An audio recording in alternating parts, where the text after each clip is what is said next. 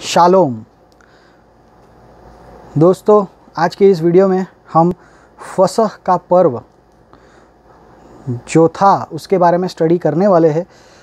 मैं आपसे विनती करता हूं कि यदि आप मेरा ये वीडियो अंत तक पूरा ना देखें तो प्लीज़ इसे लाइक ना करें, शेयर, सब्सक्राइब या कोई कमेंट भी ना करें।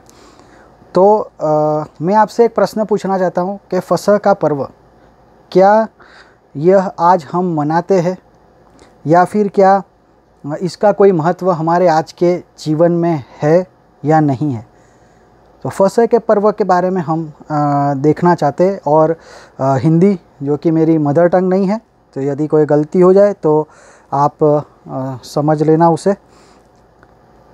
तो इज़राइल में परमेश्वर ने टोटल 7 पर्व उनको मनाने के लिए दिए थे। उसमें से जो पर्व थे उसमें से एक है फसह का पर्व, ठीक है। और परमेश्वर ने उसे मनाने की रीत भी बताई थी। आज हम केवल फसह के पर्व के बारे में ही जानना चाहते हैं। ये क्यों ज़रूरी है? तो ये मैं मानता हूँ ये जानना ज़रूरी है। भले ही ये पुराने नियम में है, लेकिन ये हमें मानना ज़रूरी है क्योंकि वह हमें प्रभु यीशु मसीह में लागू पड़ता है आज, ठीक है। तो ये जानना बहुत ही ज़रूरी है कि फसह का पर्व क्या है और वो किस प्रकार हमें आज भी लागू पड़ता है, क्योंकि जो 7 पर्व जो थे वो एक भविष्यवाणी थी, ठीक है, जो कि प्रभु यीशु मसीह में वह पूरी हो गई है। तो फसह का पर्व आज हमें कैसे लागू होता है, उसे हम कैसे अपने जीवन में मना सकते हैं, तो यही हम समझना चाहते। तो यदि आपके पास बाइबल हो तो आप निर्गमन 12 ओपन कर सकते हैं, और यदि न हो तो आप गूगल कर सकते हैं। ऑनलाइन आप सर्च कीजिए निर्गमन उसका 12वां अध्याय या फिर एक्सोडस चैप्टर 12, ठीक है। और उसमें अलग अलग जो पद है वो हम पढ़ेंगे, और मुझे भी शायद थोड़ा टाइम लग सकता है वर्सेस निकालने में, क्योंकि जैसे मैंने बताया हिंदी पर मेरा अभी इतना इन्फ्लुएंस नहीं है। तो निर्गमन उसका 12वां अध्याय पहले दो पद मैं पढ़ता हूँ। फिर यहोवा ने मिस्र देश में मूसा और हारून से कहा, यह महीना तुम लोगों के लिए आरंभ का ठहरे, अर्थात वर्ष का पहला महीना यही ठहरे, ठीक है। तो परमेश्वर ने मूसा और हारून से कहा, ठीक है। ये सब उनको जैसे परमेश्वर छुड़ाते हैं मिस्र की गुलामी में से, और फिर जो साल जो चल रहा था, जो दिन चल रहा था, उसे परमेश्वर मूसा और हारून से कहते हैं कि तुम सारी इस्राएल प्रजा इस प्रकार करो कि ये महीना तुम्हारा सबसे पहला महीना हो। तो परमेश्वर ने क्या है कैलेंडर बदल दिया तुरंत ही, और जो महीना चल रहा था उसको first month of the year परमेश्वर ने डिक्लेयर कर दिया, ठीक है। और जो दिन था वो पहला दिन हो गया। तो ये परमेश्वर की आज्ञा थी, ये परमेश्वर ने आज्ञा दी थी, ठीक है। तो फसह के पर्व में हमें 3 चीज़ें हमें सीखने को मिलेगी। एक तो है नया जीवन, दूसरा है यीशु मसीह का बलिदान, और तीसरा है प्रभु भोज। तो ये कौन सा महीना चल रहा होगा, ये हम एक बार हिस्ट्री में ज़रा देख लेते हैं, क्योंकि परमेश्वर ने यहाँ पर कहा कि ये महीना साल का पहला महीना ठहरे, तो ये हकीकत में कौन सा महीना चल रहा था, तो ये हमें ज़रा जानना है। तो यदि आप जाओगे तो एस्तर का पुस्तक उसका 3रा अध्याय और 7वां पद, उसमें कुछ इस प्रकार कहता है, राजा क्षयर्स के 12वें वर्ष के निसान नामक पहले महीने में, ठीक है, अभी हम उतना ही पढ़ेंगे। तो निसान नामक पहला महीना, तो जो पहला महीना जो चल रहा था उसका नाम था निसान। तो ये हमें पता चल गया। और पहले महीने के 2 नाम हैं, ठीक है। जो इस्राएल का जो कैलेंडर है उसके मुताबिक पहला महीना है, उसके 2 नाम है।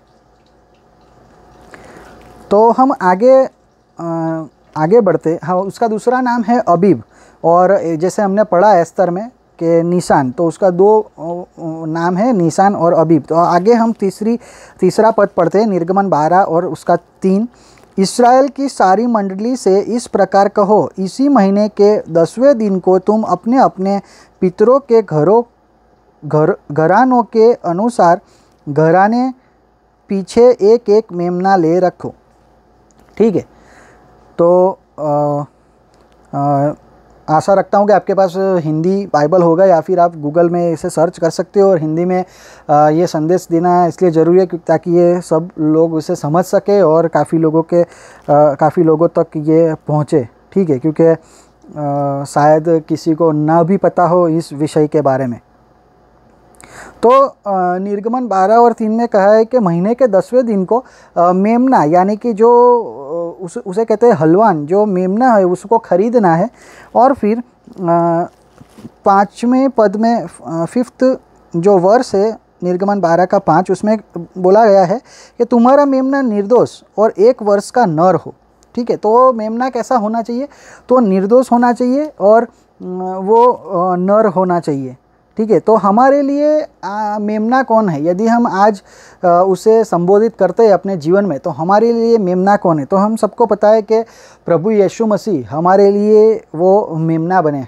ठीक है। तो प्रभु यीशु मसीह वो मेमना है और प्रभु यीशु मसीह ही वो बलिदान है।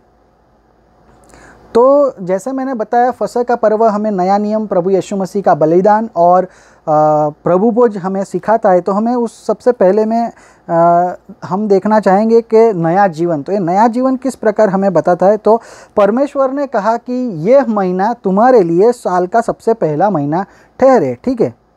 अभी हम सोचते हैं कि यदि नया साल आता है तो वो नया साल जो अभी ये 2021 आया, ठीक है, अभी नेक्स्ट ईयर 2022 आएगा, तो नया साल वो सब लोग मनाते हैं।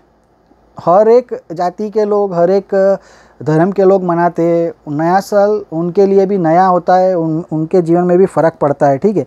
तो हम अक्सर ये डिसाइड करते हैं कि भाई नया साल आया तो ये साल में मैं ये करूँगा या फिर ये छोड़ दूँगा, ये नहीं करूँगा। और आप देखना, न्यू ईयर की भी उतनी ही खुशी होती है जितनी हमें बाकी त्योहारों की होती है। ठीक है। तो जो बाकी त्यौहार हम मनाते उसी खुशी से हम न्यू ईयर भी मनाते हैं। तो ये न्यू ईयर मनाने के पीछे एक्चुअली में कोई धार्मिक बात नहीं है उसके पीछे। ठीक है।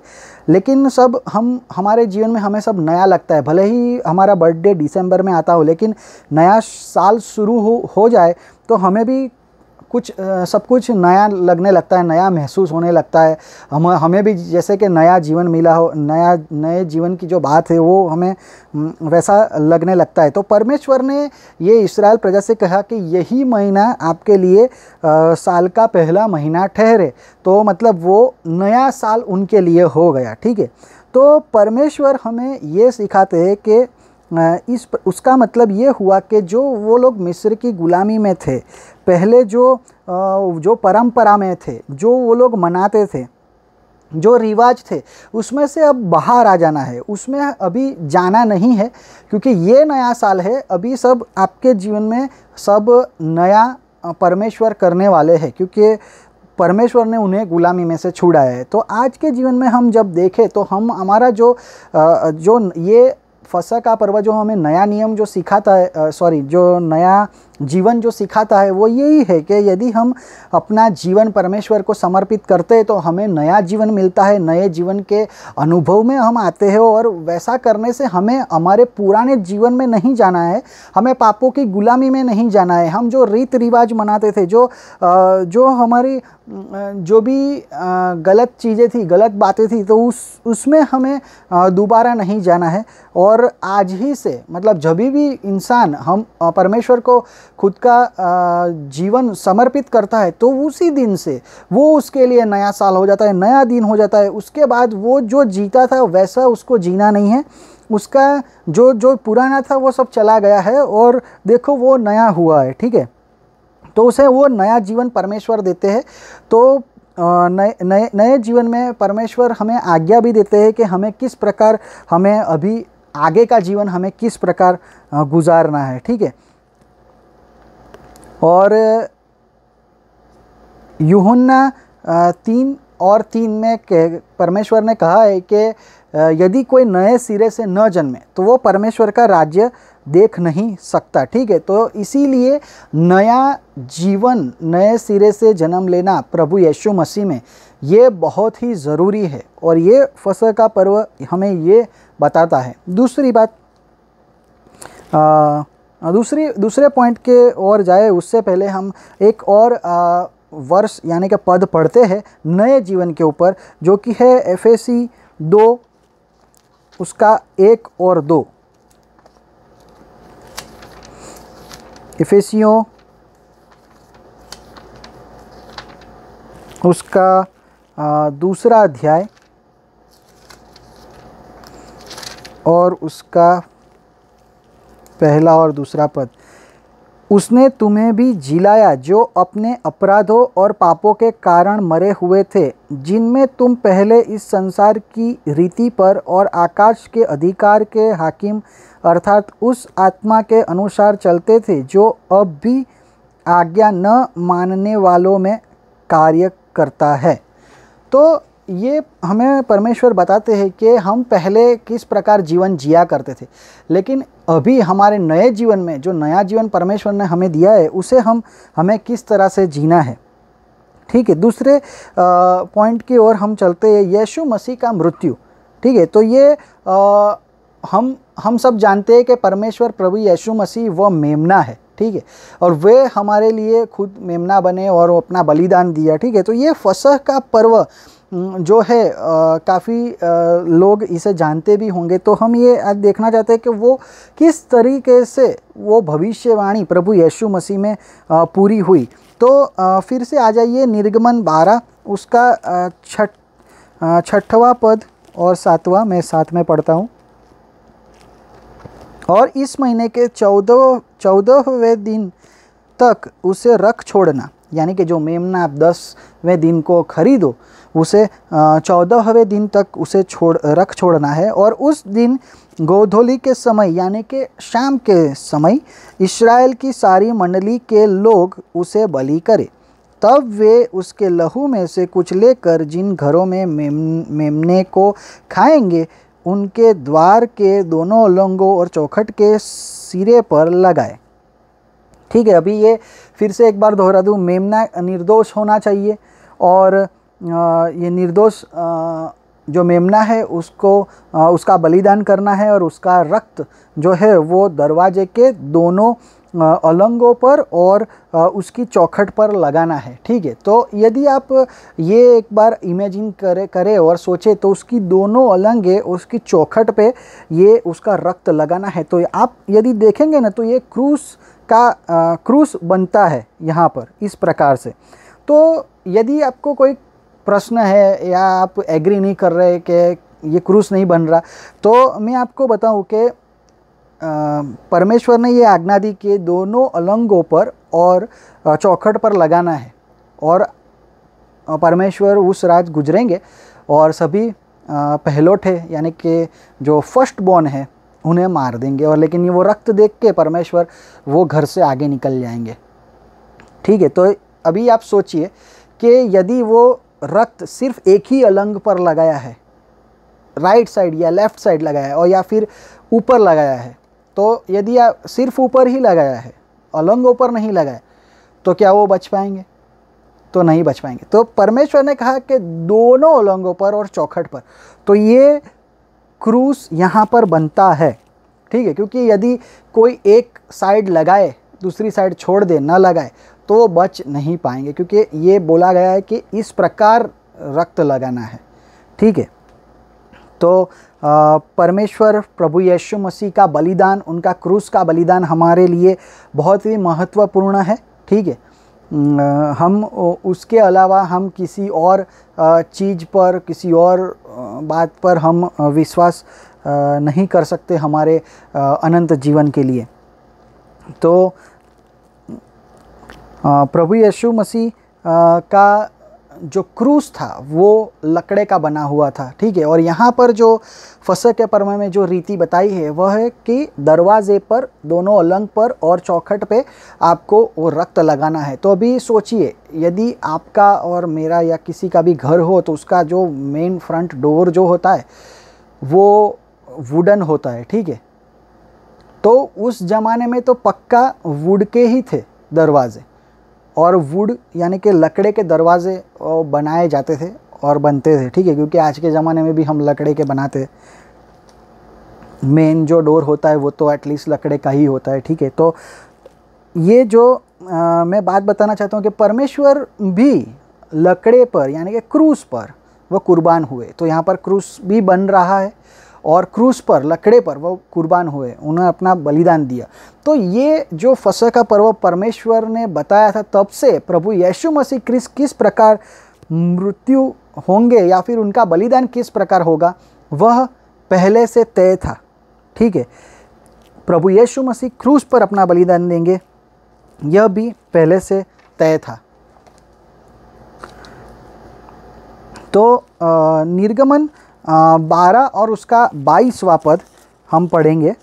उसमें कुछ इस प्रकार परमेश्वर हमें बताते, और उसका लहू जो तसले में होगा उससे जूफा का एक गुच्छा डुबाकर उसी तसले में के लहू से द्वार के चौखट के सिरे और दोनों अलंगों पर कुछ लगाना, और भोर तक तुम में से कोई घर से बाहर न निकले, ठीक है।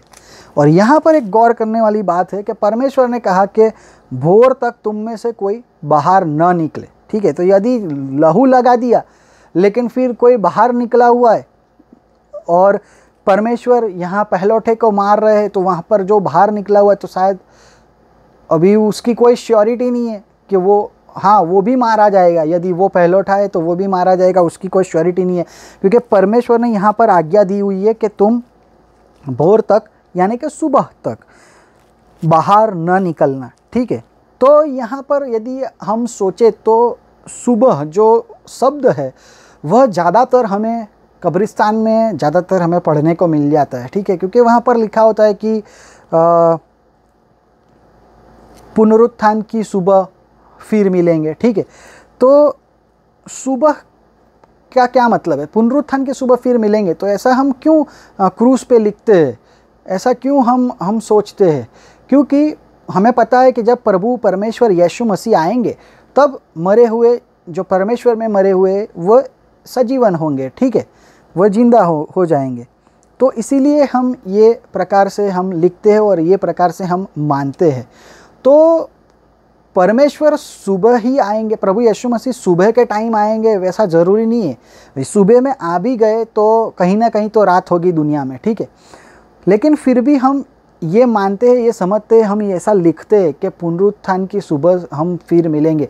तो ये कहने का मतलब, हमारे जो सोचने का, हमारे जो कहने का मतलब ये है कि भाई एक ना एक दिन हम जब परमेश्वर प्रभु यीशु मसीह आएंगे तो वो दिन जब प्रभु यीशु मसीह आएंगे वो दिन हम सब जो प्रभु में मरे हुए वह जी उठेंगे, ठीक है। जो लोग प्रभु में मरे हुए वे जी उठेंगे। तो यहाँ पर भी प्रभु परमेश्वर ने ये बताया कि सुबह तक, भोर तक आप घर से बाहर न निकलना। तो उसका हमें ये मतलब हमें पता चलता है कि परमेश्वर ने प्रभु यीशु मसीह का ग्रहण करने के बाद, प्रभु यीशु मसीह को हमें अपना अंगत जीवन में हमें स्वीकार करने के बाद, हमें जब तक दोबारा प्रभु परमेश्वर का आना, प्रभु यीशु मसीह का आना ना हो, तब तक हमें प्रभु यीशु मसीह के अंदर ही रहना है, ठीक है। क्योंकि यदि हम देखने जाए तो घर क्या है? प्रभु यीशु मसीह ने कहा कि परमेश्वर ने कहा कि घर से बाहर ना निकलना सुबह तक। तो ये घर क्या है, क्योंकि ये जो रक्त है वो घरों पे लगाना है। तो घर क्या है, तो वह हम खुद है, ठीक है। क्योंकि इफिसियो उसका 3 और 17 मैं आपके आगे पढ़ूंगा। इफिसियो 3रा अध्याय और उसका 17वां पद। तो यहाँ पर इस प्रकार लिखा है, और विश्वास के द्वारा मसीह तुम्हारे हृदय में बसे कि तुम प्रेम में जड़ पकड़कर और नींव डालकर सब पवित्र लोगों के साथ भली भांति समझने की शक्ति पाओ। ठीक है, तो यहाँ पर लिखा गया है कि प्रभु परमेश्वर, प्रभु यीशु मसीह तुम्हारे हृदय में बसे। ठीक है, तो घर क्या है, जहाँ पर हम बसते हैं, जहाँ पर हम रहते हैं, जहाँ पर हम बसते हैं, वो घर है। तो प्रभु यीशु मसीह हमारे हृदयों में बसे, वो कहा गया है। तो हमारा जो हृदय है वो घर है हमारे लिए, ठीक है, वो घर है। तो हृदय में परमेश्वर प्रभु यीशु मसीह को हमें बसाना है, ठीक है। क्योंकि हमें पता है कि पहला कोरिन्थियों 6 अध्याय और 19वां पद कहता है कि हमारा जो घर है वो परमेश्वर का मंदिर है। क्योंकि परमेश्वर ने कहा था, चलो पढ़ लेते हैं हम, दूसरा इतिहास 7वां अध्याय और उसका 16 पद।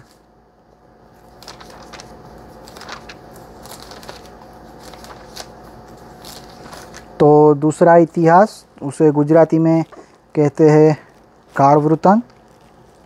दूसरा इतिहास उसका 7वां अध्याय और उसका 16वां पद।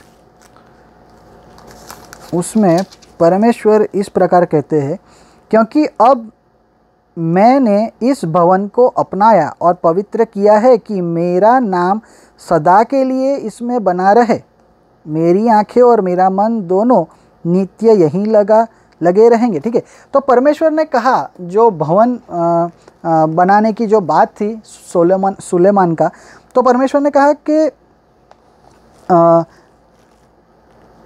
यहाँ पर मेरा नाम सदा बना रहेगा। ठीक है, तो ये जो भवन है वो आज तो हमारे बीच में नहीं है। पहली दफ़ा उसका नाश हो चुका, दूसरी बार भी उसको बनाया गया, दूसरी बार भी वो डिस्ट्रॉय हो चुका है। तो बाइबल में तो इस प्रकार लिखा है परमेश्वर ने कि भाई यहाँ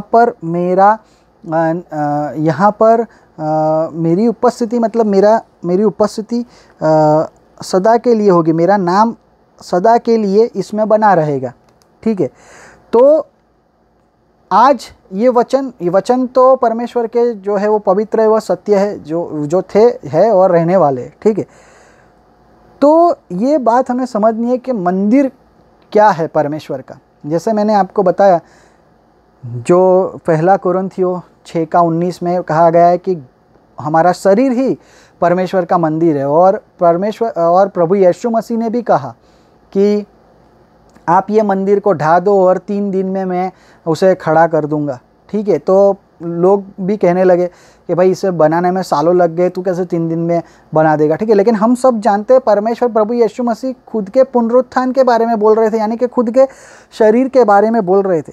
तो ये हमारा जो शरीर है वो परमेश्वर का मंदिर है। ठीक है, और जैसे हमने पढ़ा कि हमें प्रभु यीशु मसीह को अपने हृदय में बसाना है, हृदय में बसते हैं, तो हृदय जो है वो हमारा घर है। तो परमेश्वर प्रभु यीशु मसीह भोर तक घर से बाहर न निकलना फसह के पर्व में हमें बताया गया है। तो उसका मतलब ये हुआ कि यदि जब तक हमारा मृत्यु नहीं होता या फिर यीशु मसीह का दोबारा आना नहीं होता, तब तक हमें प्रभु यीशु मसीह में बने रहना है। हमें प्रभु यीशु मसीह में से बाहर नहीं निकलना है। भले ही एक बार हमने परमेश्वर का स्वीकार कर लिया, उसका रक्त हमारे घरों पर लगा लिया, लेकिन परमेश्वर प्रभु यीशु मसीह में से हमें बाहर नहीं निकलना है। उसी में हमें अंत तक जीवन जीना है, जब तक सुबह नहीं हो जाती तब तक। ठीक है, और सुबह क्या है ये तो हम समझ ही चुके हैं अभी। तो परमेश्वर प्रभु यीशु मसीह का केवल स्वीकार करना ही ज़रूरी नहीं, लेकिन उसकी आज्ञा के अनुसार उसमें जीवन जीना और उसी में बने रहना ये बहुत ही ज़रूरी है।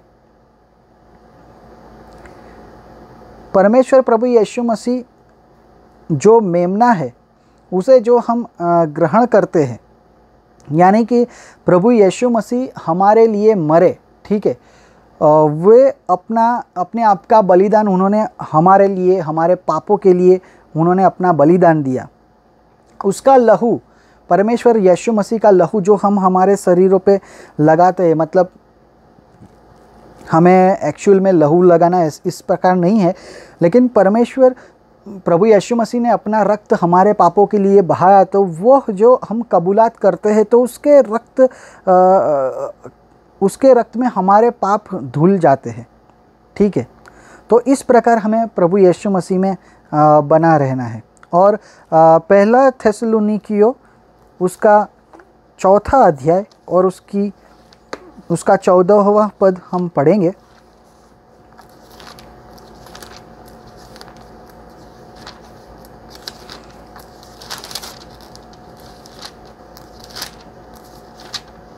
पहला थेसलुनीकियों 4 अध्याय 14वां पद, उसमें परमेश्वर इस प्रकार बताते हैं, क्योंकि यदि हम विश्वास करते हैं कि यीशु मरा और जी भी उठा, तो वैसे ही परमेश्वर उन्हें भी जो यीशु में सो गए हैं उसी के साथ ले आएगा, ठीक है। तो हमें ये 2 बातों का हमें विश्वास करना है कि परमेश्वर प्रभु यीशु मसीह हमारे पापों के लिए मरे, यानी कि परमेश्वर प्रभु यीशु मसीह वाकई में दुनिया में आए थे और वह हमारे पापों के लिए अब उन्होंने अपने आप का बलिदान दिया, और वो तीसरे दिन मृत्यु में से सजीवन हुए, जी उठे और वो वापस लेने आने वाले हैं। ये हमने जो पद पढ़ा उसमें इस प्रकार बताता है कि इस प्रकार यदि हम विश्वास करें तो यदि हम मर भी जाए तो भी जब परमेश्वर प्रभु यीशु मसीह जब आएंगे उसकी कलीसिया को लेने, तो उसमें हमारा भी परमेश्वर प्रभु यीशु मसीह हमें भी सजीवन करेंगे, हमारा भी पुनरुत्थान होगा, ठीक है। अभी आगे फसह के पर्व में हम देखते हैं निर्गमन 12 8 से 10 पद, और वे उसके मांस को उसी रात आग में भूंजकर अख़मीरी रोटी और कड़वे सागपात के साथ खाए। उसको सिर, पैर और अंतड़ियों समेत आग में भूंजकर खाना, कच्चा या जल में कुछ भी पकाकर न खाना, ठीक है। तो यहाँ पर जो मेमना है, यानी कि जो हलवान, जो मेमना है, वो यीशु मसीह है, हमें पता चल गया, ठीक है। और यहाँ पर जो पुराने नियम में जो मेमने, फसह के पर्व के अंदर जो मेमने की बात की है, तो उसको खाने की एक रीत परमेश्वर ने बताई है, ठीक है, कि उसको वो रक्त तो लगाना है, फिर वो मेमना वो घर में ही रखना है और हमें वो मेमने को खाना है और हमें खुद भी घर में रहना है। तो हम ये बात अभी समझ चुके हैं कि परमेश्वर यीशु मसीह के रक्त में हमें हमारे पापों की माफ़ी मिलती है और परमेश्वर को हमारे हृदय में रखना है और उसी में जीवन जीना है, और ये सब सारी चीज़ों पर विश्वास करना है। तो अभी हम देखेंगे कि ये जो परमेश्वर यहाँ पर फसह का पर्व में बताते हैं कि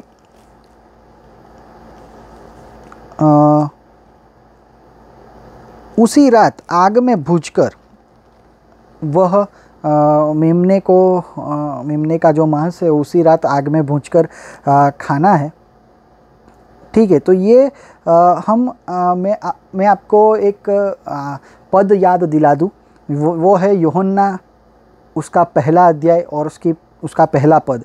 उसमें लिखा है, आदि में वचन था, वचन परमेश्वर के साथ था और परमेश्वर वचन था, ठीक है। और उसके उसी अध्याय में 14वां पद जो इस प्रकार कहता है कि वचन देहधारी हुआ, ठीक है, यानी कि प्रभु यीशु मसीह वह खुद वचन है, ठीक है।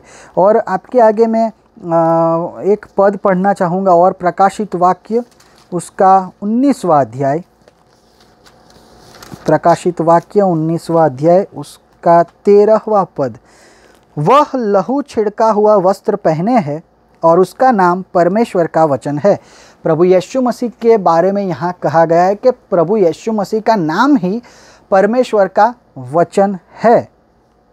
ठीक है, तो यहाँ पर एक चीज़ हमारे आगे क्लियर हो गई। ठीक है, मेमना कौन है?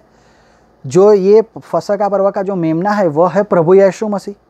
तो प्रभु यीशु मसीह तो परमेश्वर का वचन है, यानी कि प्रभु यीशु मसीह तो वचन है। तो फिर उसका मतलब यह हुआ कि ये जो मेमना है वह वचन है, ये जो मेमना है वह वचन है। तो यहाँ पर हमें बताया गया है कि मेमने का जो मांस है उसे आग में भूंजकर हमें खाना है। ठीक है, तो जो वचन है, जो परमेश्वर का वचन, जो जीवंत वचन, जो बाइबल, जो वचन हमें मिले हैं, उसे हमें आग में सेक कर, यानी कि आधा अधूरा नहीं और समझे बिना नहीं, लेकिन उसे अच्छी तरह से आग में पकाकर हमें उसे खाना है, यानी कि हमें उसे ग्रहण करना है। उसे समझे बिना, ये आधा अधूरा इस प्रकार हमें नहीं करना है। ठीक है, या जल में, जैसे कि बोला गया है कि कुछ भी जल में पकाकर, या कच्चा, तो ऐसा कच्चा पक्का नहीं, वचन हमें आधा अधूरा नहीं समझना है, या फिर कोई समझे बिना नहीं हमें सीखना है या फिर हमारे जीवन में उतारना है, लेकिन उसे पूरा समझकर, उसे एकदम पक्की तरीके से समझकर हमें अपने जीवन में उतारना है और उसे पूरा ग्रहण करना है। ठीक है, और आगे कहा गया है कि उसे अखमीरी रोटी के साथ खाए। तो उसका मतलब खमीर, हम कई जगहों पर बाइबल में भी देखते हैं कि खमीर यानी कि वो बाइबल उसका कंपैरिजन जो है, उसकी जो तुलना है वह पाप के साथ करता है। ठीक है, तो परमेश्वर प्रभु यीशु मसीह ने कहा, जब उनका परीक्षण हो रहा था, कहा कि शैतान से कहा कि इंसान एक केवल रोटी से नहीं लेकिन हर एक शब्द जो परमेश्वर के मुंह से निकलता है उससे जीवित रहता है। ठीक है, तो ये जो रोटी है वो भी एक संदेश हमें देती है कि वो भी वचन है, लेकिन ये अखमीरी रोटी है। तो हमें खमीर को पाप के साथ कंपेयर किया गया है। तो हमें, जब हम ये मेमने के सहभागी जब हम बनते, तो हमें अपने आप में से पाप दूर करना है, क्योंकि ये अखमीरी रोटी के साथ खाना है। तो हमें अपने जीवन में से पाप को दूर करना है। हम पापी अवस्था में, पापी जीवन में हम प्रभु यीशु मसीह को हमारे जीवन में ग्रहण नहीं कर सकते। हम दो साइड का जीवन नहीं जी सकते। तो हमें ये पाप रहित रहना है और परमेश्वर प्रभु यीशु मसीह को हमें ग्रहण करना है। और पहला कोरिन्थियों उसका 5वां अध्याय और उसका 7वां वचन में आपके आगे पढ़ता हूँ। उसमें परमेश्वर का वचन इस प्रकार कहता है, पुराना खमीर निकालकर अपने आप को शुद्ध करो कि नया गूंदा हुआ आटा बन जाओ,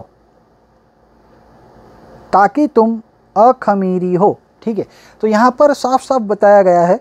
यदि किसी को क्वेश्चन हो कि भाई खमीर और अखमीरी, वो पाप के साथ उसे तुलना नहीं की गई है, तो यहाँ पर बाइबल में से ही हम ये बोला गया है कि भाई हमें अखमीरी बनना है। खमीर यानी कि जो पाप है उसे हमें हमारे में से दूर करना है। और फिर कहा गया है कि कड़वे सागपात के साथ खाओ। ठीक है, तो ये जो अभी ये हम फसह का पर्व देख रहे हैं, ठीक है, लेकिन हकीकत में क्या है कि फसह का पर्व और अखमीरी रोटी का पर्व वह साथ में ही आता था, वो साथ में ही था। यदि आप लेविय का पुस्तक पढ़ेंगे तो लेविय शायद से 23वें अध्याय में ये आपको देखने मिलेगा।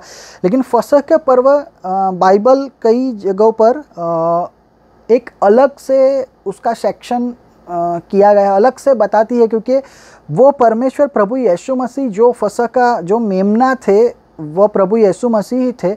उस बात पर गौर करने के लिए, उस बात पर फोकस करने के लिए अलग से बताती है। लेकिन फसह का पर्व और अखमीरी रोटी का पर्व, उसे फसह का पर्व भी कहते हैं और अखमीरी रोटी का पर्व को भी फसह का पर्व कहते हैं। तो ये दोनों सेम ही है, क्योंकि अखमीरी यानी कि हमारे जीवन में से पाप को दूर करना, और पासओवर यानी कि फसह का पर्व यानी कि प्रभु यीशु मसीह का हमारे लिए उनका बलिदान और ये नया जीवन और प्रभु भोज, तो ये सारी चीज़ें एक दूसरे के साथ कनेक्टेड है, ठीक है, एक दूसरे के साथ ये संबंधित है। तो ये हम पाप दूर किए बिना हम ये नहीं कर सकते।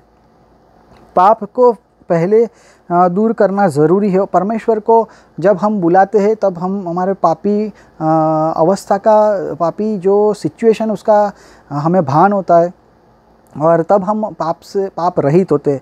और पाप रहित रहना खूब ज़रूरी है, बहुत ही ज़रूरी है।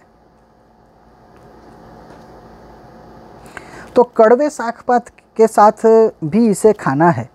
तो ये फसह का पर्व में हमें ये बात सिखाती है कि परमेश्वर, जैसे हमने बताया कि ये जो मेमना खाना है, ये रोटी है, ये साग-पात है, सारी खाने की बात है, तो ये परमेश्वर के वचन है, हम देख चुके हैं, ठीक है। तो कई परमेश्वर के वचन हमें कड़वे लगते हैं, इसीलिए यहाँ पर कहा गया है कि कड़वे साग-पात के साथ उसे खाए, क्योंकि कई परमेश्वर के वचन होते हैं जो हमें बहुत ही अच्छे लगते हैं और उसे हम ले लेते हैं खुद के लिए। कई पद तो ऐसे हैं कि हम उसका पिछला भाग या आगे का भाग हम ले लेते हैं, इतना हमें अच्छे लगते हैं।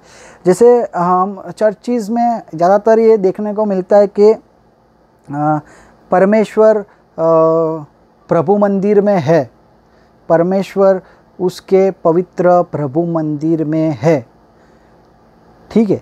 तो लेकिन उसमें आगे भी है कि सारी प्रजाएं उससे डरो, तो वो भी इम्पोर्टेंट है। तो कई वचन है, आपको मुझे बताने की ज़रूरत नहीं है, आप खुद जानते हैं। कई वचन है जो हमें अच्छे लगते हैं, जो ब्लेसिंग के वाले वचन हो वो हमें अच्छे लगते हैं, लेकिन जो ओबीडियंस वाले हो, जो परमेश्वर ने कहा कि भाई ऐसा नहीं करेगा तो ये होगा, ऐसा नहीं करेगा तो फिर मैं ये करूँगा, जो ओबीडियंस वाले, जो आज्ञा वाले जो वचन है, तो फिर वो हम थोड़ा छोड़ देते हैं। वो तो उस ज़माने में था, अभी हमें वो लागू नहीं पड़ता, उस प्रकार हम कहते हैं। लेकिन ऐसा नहीं है। तो ये कड़वे साग-पात के साथ खाना है, तो उसका मतलब ये है कि परमेश्वर का वचन चाहे कड़वा भी लगे, लेकिन हमें उसे खाना है। मीठे तो ऑफ कोर्स हम खाएंगे ही, क्योंकि देखिए भजन संहिता 119 और उसका 113 आपको पता ही होगा कि उसमें कहा गया है कि ये वचन, जो परमेश्वर का वचन है, वो मुझे मधु से मीठा लगता है, ठीक है। लेकिन फिर उसमें भजन संहिता 119 का 113 तो हमें पता है, लेकिन उसका 114 उसमें क्या लिखा गया है कि इसीलिए मैं मिथ्या मार्गों से बैर रखता हूँ। तो वो जो है, जो पापी जो दिशा है, जो पापी जो मार्ग है, उससे हमें बैर रखना है, ना कि हमें मजबूरी में छोड़ना है, ऐसा नहीं है। लेकिन उससे बैर रखना है, उससे बैर रखना है, क्योंकि यदि हम परमेश्वर से प्रेम करेंगे तो ही हम उससे बैर रख पाएंगे। और उससे यदि हम नफ़रत करते हैं, पापी चीज़ों से हम नफ़रत करते हैं, बैर रखते हैं, तो ही हम परमेश्वर को प्रेम कर पाएंगे, ठीक है। तो जो पॉल ने भी, जो प्रेरित पॉल है, उन्होंने भी कहा कि भाई मैंने अब तक तो आपको दूध पिलाया है, ठीक है, मैं मतलब मुख्य जो खुराक है वो नहीं दिया है। तो ये चीज़ है कि परमेश्वर का जो वचन है वह हमारे लिए उसे खाना है। हमें परमेश्वर का जो वचन है उसे हमें खाना है, उसे हमें ग्रहण करना है। क्योंकि प्रकाशित वाक्य, ये मैं आपके लिए पढ़ूँगा, प्रकाशित वाक्य उसका 10वां अध्याय और उसका 9 और 10 वचन, उसमें इस प्रकार कहा गया है, मैंने स्वर्गदूत के पास जाकर कहा, यह छोटी पुस्तक मुझे दे। उसने मुझसे कहा, ले इसे खा ले, यह तेरा पेट कड़वा तो करेगी, पर तेरे मुंह में मधु सी मीठी लगेगी। अतः मैं वह छोटी पुस्तक उस स्वर्गदूत के हाथ से लेकर खा गया। वह मेरे मुंह में मधु सी मीठी तो लगी, पर जब मैं उसे खा गया तो मेरा पेट कड़वा हो गया। ठीक है, तो यहाँ पर जैसे मैंने बताया, परमेश्वर का जो मेमना है वो प्रभु यीशु मसीह है, और यीशु मसीह वह वचन है। तो मेमना वचन है, और ये मेमने को खाना यानी कि वचन को हमें खाना है। तो यहाँ पर प्रकाशित वाक्य में हमें पता चलता है, जब दूत के पास ये यूहन्ना मांगते हैं पुस्तक तो दूत बोलता है कि उसे खा ले। ठीक है, और दूत क्या बोलते हैं कि तू उसे जब खाएगा तो तेरे पेट में कड़वा लगेगा, लेकिन तेरे मुंह में वो मीठा लगेगा। और जब यूहन्ना खाता है तब वो क्या बोलता है कि मैंने वो खाया और मुझे मीठा लगा, और मेरे पेट में गया तो मुझे कड़वा लगा। ठीक है, दूत यहाँ पर पहले से ही बता देता है, पहले मीठे की बात नहीं करता।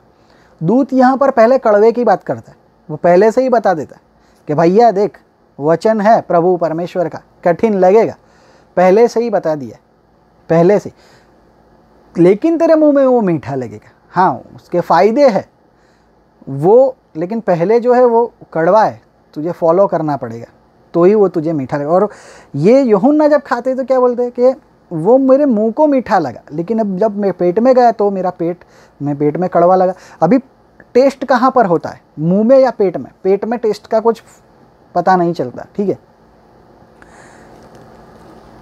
पेट में टेस्ट का पता नहीं चलता। यदि कोई एग्री ना करता हो तो मैं एक छोटा सा एग्जांपल दे दूं। हम कैप्सूल जो कड़वी दवाई होती है, वो दवाई कैप्सूल के अंदर डालकर हम उसे निगल जाते हैं। ठीक है, तो अंदर जाके वो कैप्सूल फट जाती है, पिघल जाती है, तो वो दवाई हम वैसे ही नहीं निगल सकते। इसके लिए ये जो एक ट्रिक है, एक आइडिया है। ठीक है, तो पेट में टेस्ट नहीं लगता, ठीक है, लेकिन ज़बान में, मुंह में वो टेस्ट लगता है। तो परमेश्वर का वचन कैसा है कि हम जब उसे सुनते, वो सुनने में अच्छा लगता है।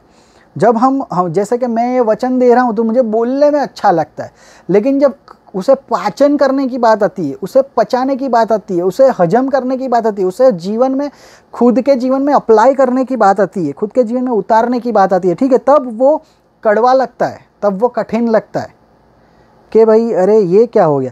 तो परमेश्वर का वचन कठिन तो है, लेकिन हमें क्या करना है, कड़वे शक़्फ़त के साथ खाना है। जैसे कि फसह के पर्व में बताया, हमें उसे खाना है, उसे चाहे कड़वा लगे चाहे मीठा लगे, ब्लेसिंग वाले, ओबीडियंस वाले, लेकिन वो वचन हमें खाने हैं, उसे हमें फॉलो करना है वो वचन को।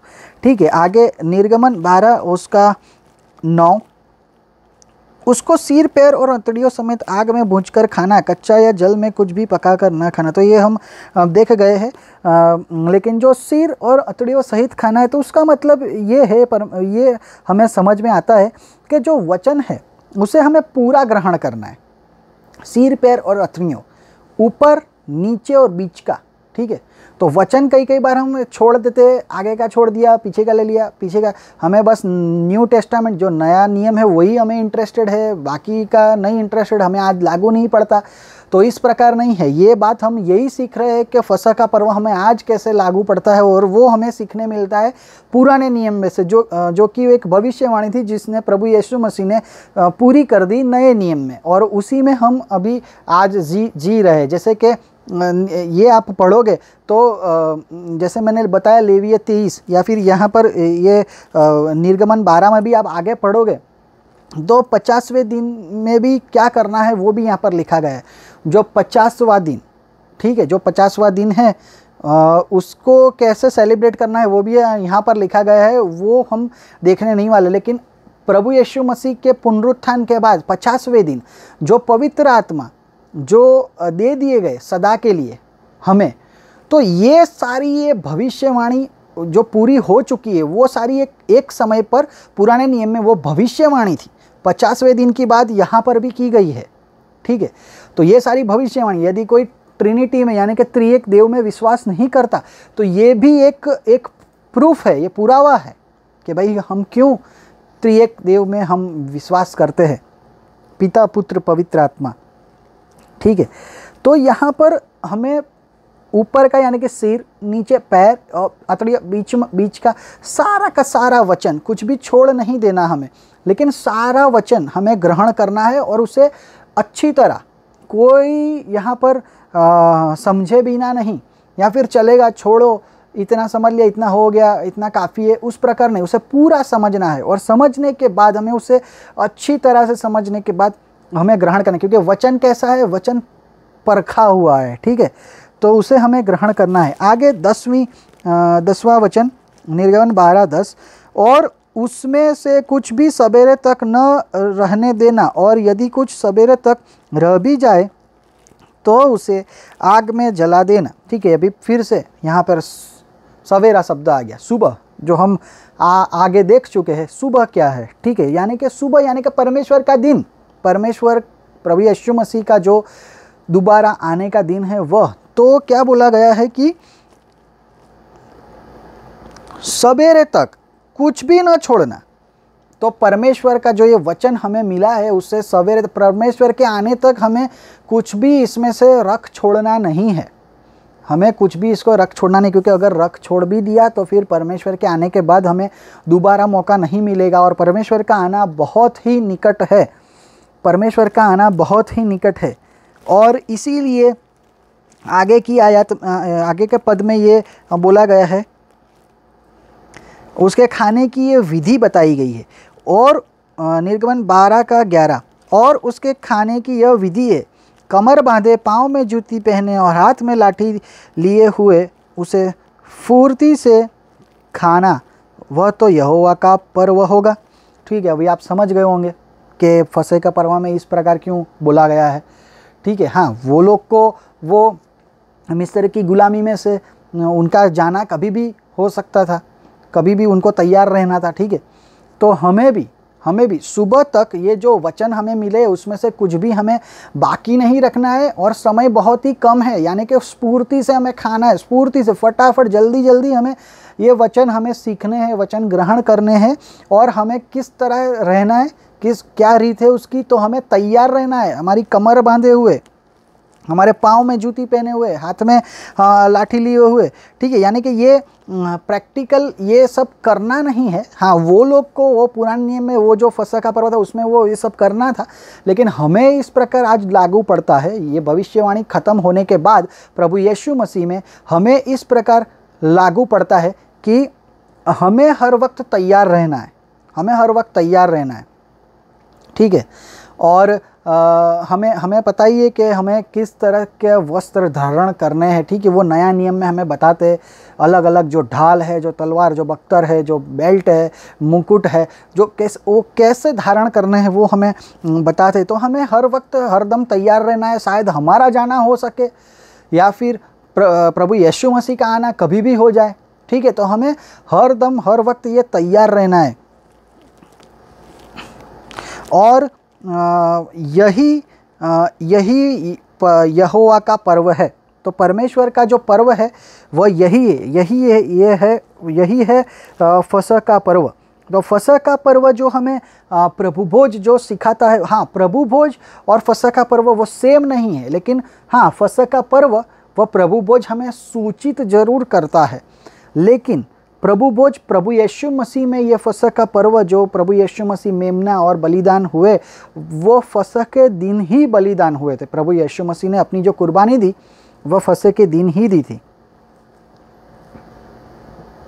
तो प्रभु यीशु मसीह का जो प्रभु भोज है वो कुछ इस प्रकार है कि हमें प्रभु यीशु मसीह में शामिल होना है, प्रभु यीशु मसीह को हमारे हृदय में बुलाना है।